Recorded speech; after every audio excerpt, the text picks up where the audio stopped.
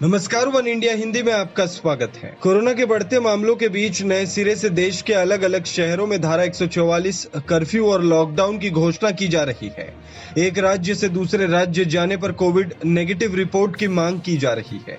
इस बीच civil aviation minister Hardeep Singh Puri ने साफ कर दिया है कि सरकार डोमेस्टिक एयर सर्विस पर रोक लगाने के बारे में सोच भी नहीं रही है। उन्होंने कहा कि सरकार एयर सर्विस को और ज्यादा खोलने पर विचार कर रही है। पुरी ने कहा कि पिछले साल कोरोना के कारण मार्च में फ्लाइट सर्विस बंद कर दी गई थी। करीब 2 महीने बाद 25 मई 2020 को दोबारा इसे शुरू किया गया। हमारी कोशिश थी कि 1 अप्रैल से सारे एयरलाइन 100% क्षमता के साथ उड़ान भरते, लेकिन कोरोना के नए मामले सामने आने के बाद इसमें कुछ देरी हो गई। कर्टेल करने का तो इरादा ही नहीं है। जब मार्च में डोमेस्टिक सिविल एविएशन हॉल्ट हुआ, उसके बाद 25 मई को खोला, तो उसके बाद हम खोलते जा रहे हैं।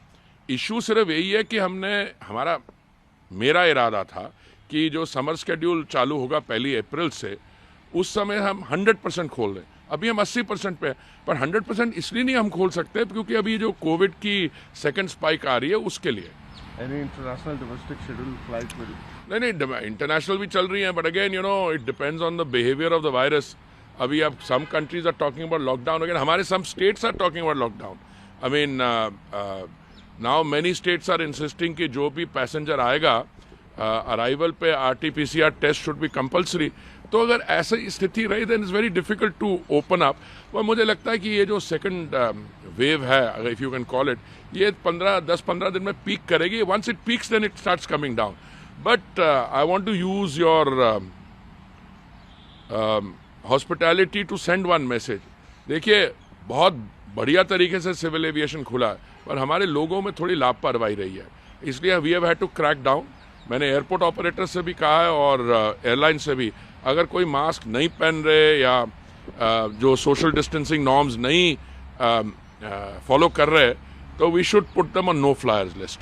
सरकारी विमानन कंपनी एयर इंडिया के निजीकरण पर टिप्पणी करते हुए हरदीप पुरी ने कहा कि प्रक्रिया मई के अंत तक पूरी होने की संभावना है। उन्होंने कहा, सोमवार को एक बैठक में ये निर्णय लिया गया कि सरकार 64 दिनों के भीतर वित्तीय बोलियों को बंद कर देगी। इसमें कई बोली लगाने वाले थे और कुछ को शॉर्टलिस्ट किया गया है। केंद्रीय मंत्री ने अपने बयान में कहा कि हमने फैसला किया है कि एयर इंडिया का 100% विनिवेश होगा। विनिवेश और गैर विनिवेश के बीच विकल्प नहीं है।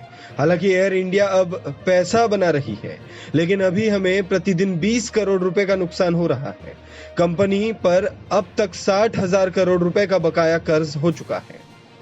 इस खबर में फिलहाल इतना ही। तमाम अपडेट्स के लिए बने रहिए वन इंडिया हिंदी के साथ।